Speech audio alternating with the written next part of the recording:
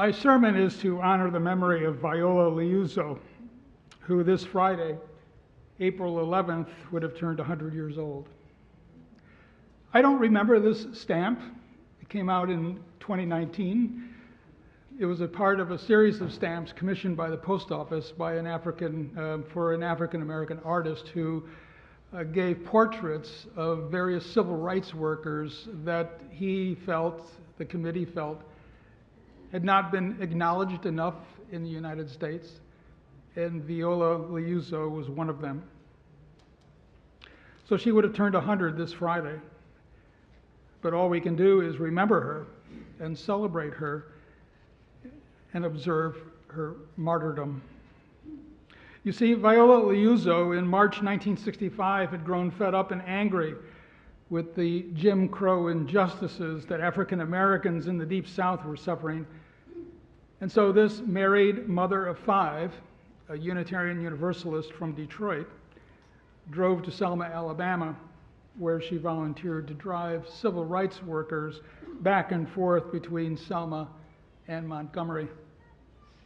On March 25th, on her way back to Selma, she and her passenger were followed by 4 white men who, while trying to force her off the road, they couldn't, so they just simply assassinated her. 3 of the 4 were Ku Klux Klan members. The 4th, it was eventually revealed, was an FBI informant who did nothing to stop the vicious act. When FBI Director J. Edgar Hoover finally acknowledged the informant's presence, his response was one that has become all too familiar. He cast suspicion on Viola. He said they discovered needle marks in her arm. And of course, the autopsy found nothing of the sort, suggesting that she was using drugs. And then in addition, he noted, what did you expect? Her husband was a Detroit Union member. Go figure. I feel my anger rise as I retell this episode from American history, a chapter in our Unitarian Universalist faith legacy. Ordinarily, my anger wouldn't be so close to the surface, but the days in which we live are abusive and mean, extraordinarily rough, chaotic, dangerous, and for many of you, frightening. It's my belief that the injustices and blatant disregard for life that set the context for and led to the death of Viola Liuzzo are being replicated today. And when the elected leader of our nation, our president, tells Congress, tells the nation, tells the world that woke is dead, that is, our political and moral response to the same kinds of attacks that led to Viola Liuzzo's death, when he tells us that woke is dead and the policies that he will shape no longer address our nation's legacy of white privilege and white supremacy, honestly, I struggle to understand. And so I'm angry. What about you? What about you?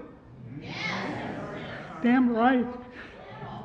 But you see, I don't want to be angry. And I want to stay awake. Because I know, and I hope you know, that woke is not dead. Woke is not dead here. We owe it.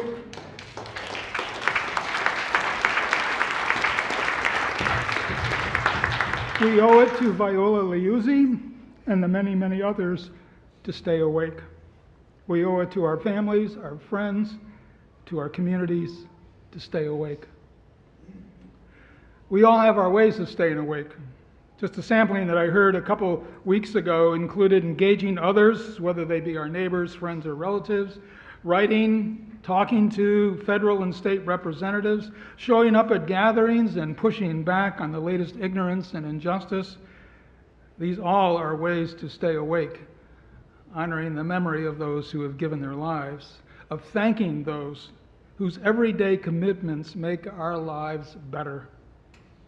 But I'm going to stretch you and suggest an additional way, a parallel path that is in keeping with the core of who we are as a faith community. You see, there's very little that I can see that our government is doing right now that is in line with who we are as Unitarian Universalists. of what we hold at the center of our faith. Intrinsic to our way of faith, let's remember and do our utmost to live lives that reflect the joy that made Unitarian Universalism a heretical yet welcomed way of believing and organizing. Remember that for centuries and still today, we religious liberals are surrounded by those who cast such a long shadow of darkness that it's so easy to lose our lights of joy. A joy that has sustained us for over 500 years. And what does this joy mean? What does it reflect? This is the joy that comes from knowing that each one of us is a good person. That we each live with the inherent worth and dignity, no matter how others choose to characterize us. We are a people of joy because our faith, this community of believers, knows that every person has worth and value. Every person is loved by the greater life spirit in which we make our daily comings and goings. Now, I realize I'm looking at your faces, and you must be thinking, what on earth is he talking about? Some of this may sound unrealistic, even challenging, especially under the circumstances in which we're living. Maybe even it sounds naive. But please hear me out, because this is too important. I know that there are many who are unhappy, and I know that the list of unhappiness is very, very long. But happiness and joy are not the same thing. Joy is deep, where happiness is something circumstances create and uncreate, create and uncreate. But joy simply is. It's in you. It's always there. In greater and lesser amounts, yes, but it's always there.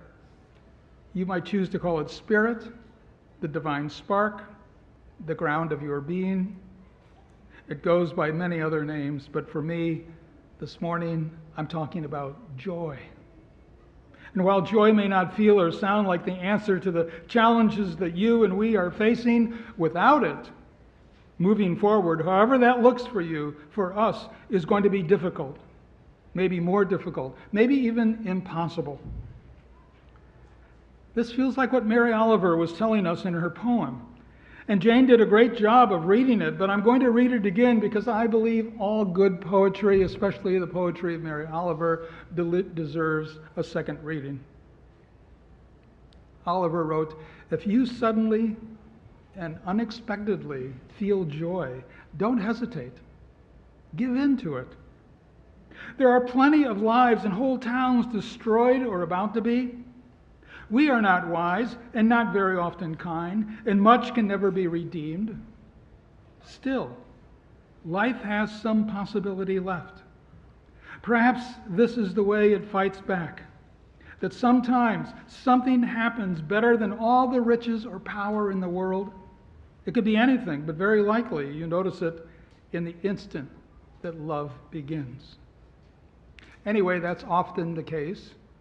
Anyway, whatever it is, don't be afraid of its plenty. Joy is not made to be a crumb. Know this, and tell your friends.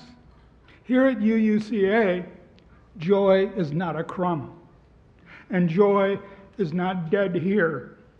And because we are a people who have laid theological and spiritual foundations built on joy, we embrace every opportunity to lift the inherent worth and dignity, the promise, and yes, the joy and the challenge that comes with living in a diverse community. No, woke is not dead here. We will stay awake, aware of, and actively attentive to important facts and issues, especially those concerning racial and social injustice. This is what we were doing a couple of Saturdays ago.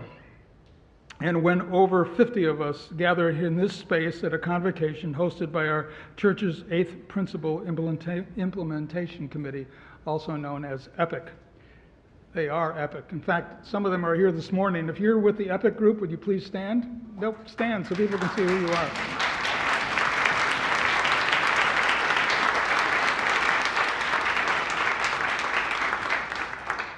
Had we spent any federal funding for our event, our gathering would have been considered illegal. Imagine that. Neoconservatives have a new category for people like me, perhaps for people like you. I'm now considered a cultural Marxist, the label given to those who are working to build a diverse, multicultural, beloved community by our actions that accountably dismantle racism and other oppressions in ourselves and our institutions. Actually, those are the words from our 8th Principle Project. You see, such aspirations are considered part of the DEI agenda, diversity, equity, and inclusion, which is now, through the mere signature of the President's pen, has for all intents and purposes been outlawed. And all of those who seek to promote DEI are considered suspect and are to be marginalized. From Harvard and Towson universities to the Naval Academy Library to the Kennedy Center to the Smithsonian Museums, beware of the DEI police. Sound frightening? I'll tell you what's frightening is it kind of feels like the McCarthy era all over again, doesn't it? This was the era when fear and political oppression, driven by a small group of narcissistic zealots, was out of control. You know, it's no coincidence, maybe, that the lawyer that sat next to the person who drove the McCarthy hearings, Joe McCarthy, was Roy Cohn, who was the mentor of our president. Is this what the nation's leadership means when they speak of making America great again? Little did we know that our joy in affirming the aspirations of beloved community would become something that would be marginalizing to others, that might marginalize us. When we gathered a couple Saturdays ago, we talked about the values that have shaped this congregation from its earliest years when it was the Unitarian Fellowship of Annapolis. We talked about what brought us here and why we stay. As you might imagine, the responses were many. In the last exercise of that day, we observed a fishbowl conversation. A group of 7 sat in a circle just right up here with everyone else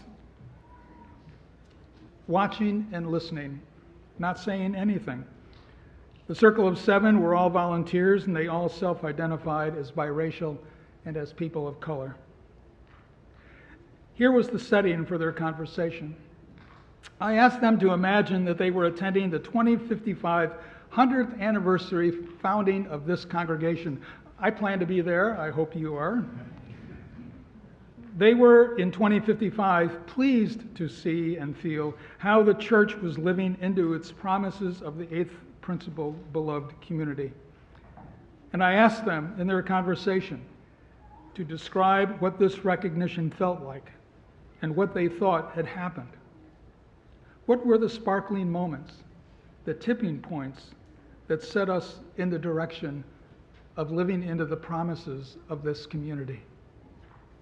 The conversation from where I sat felt like it started out kind of slow, and then it got going, and then there was excitement, and then I needed to cut it off because it felt like it was starting to get a little out of control.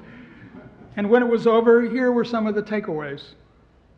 There was a visual sense of joy, of excitement that the group members brought to the conversation. They named the joy they felt in the transformations that they were witnessing. And finally, there was some observations from those who had just been listening. They wondered, what is stopping us from experiencing the joy we just witnessed? Why can't this happen right now? And the more I thought about it, the more I've thought about what I heard, the stronger have the words of Pearl Cleage become. She wrote, "On the other side of the conflagration, there will still be love. There will be beauty, and there will be an ocean of truth for us to swim in." On the other side, there will be an ocean of truth for us to swim in. And what could compel us to swim in that truth? Joy, an inherent spark, that compelling, motivating life force that keeps us aligned with the greater good of the beloved community. Yet how easy it is to walk away, to stay neutral, especially for those of us who have a choice. The obstacles are many. The unhappiness is indeed profound. The real life setbacks can feel paralyzing. They might be paralyzing. I'm reminded of a story, actually a midrash, which is a story rabbis told in order to give additional interpretation, depth, and meaning to the major significant episodes of Hebrew Scripture. This is a midrash about Moses leading the Hebrews through the Red Sea to the Promised Land so that they might all live and love and prosper in beloved community. This event was so extraordinary that on that day even a common servant beheld that all the miracles beheld by Isaiah, Jeremiah, and Ezekiel combined were just as wonderful. And yet we have this midrash that mentions two Israelites, Isaac and Simon, who had a very different experience. Apparently, the bottom of the sea, though safe to walk on, was not completely dry, but a little bit muddy, like the beach at low tide. Isaac stepped into it, and he curled his lip. What is this muck? No one said there was going to be mud. And Simon scowled. There's mud all over the place. This is miserable. This is just like the slime pits of Egypt, replied Isaac. What's the difference, complained Simon. Mud here, mud there. It's all the same. And so it went for the two of them, grumbling, stumbling all the way across the bottom of the sea. And because they never once looked up, because they were so consumed with their discomfort, they never understood why on the distant shore everyone else was dancing, hugging, praying, and singing songs of joy for their beloved community. For Isaac and Simon, it was as though the miracle never happened. Isaac and Simon simply couldn't get past the muck on their feet. And right now it seems to me that we all have some kind of muck on our feet, right? All of those issues and challenges that slow us down or even bring us to a stop. Some of it's personal. Maybe the mud is really old. And for many of us, the mud is the chaos, the mistrust, and the undermining of our aspirations for the promises that we wish to live into. So how do we stay awake? How do we tap into or rekindle the joy that I'm speaking about, without which the journey forward becomes so much more challenging? How can we live into the promises of a loving community? Well, one way, but certainly not the only way, one way is to surround yourself with people who love you, who support you, who will partner with you, who spark your joy. These folks may be hard to find at first, which I suggest, you guessed it, come to church. Surround yourself with the people who will affirm who you are. And if you're not a member of this church, if you go to some other church, then go there and look for those people and then come back. People who will walk with you into the promises of that loving community. And while you are here, support and work with EPIC and the BBC, those teams which you can do this morning. Learn what you can do to lay the foundation for the 8th principle. It's one more step toward getting the muck off your shoes and becoming a subversive.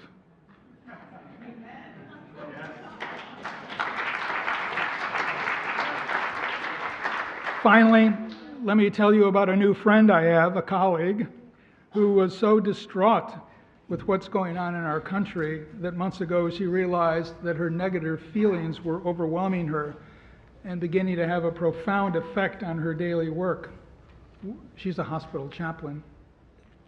She knew she had to make some intentional change. She needed a way to stay grounded in her faith, and part of that change is reciting a mantra every morning before leaving bed. She repeats to herself, "Joy is an act of resistance. Joy is an act of resistance. Joy is an act of resistance. Joy is an act of resistance." Well, I've begun doing the same thing and adding, "I will not surrender my joy." Joy is an act of resistance. I will not surrender my joy. Joy is an act of resistance. I will not surrender my joy. We've said it, now let's sing it.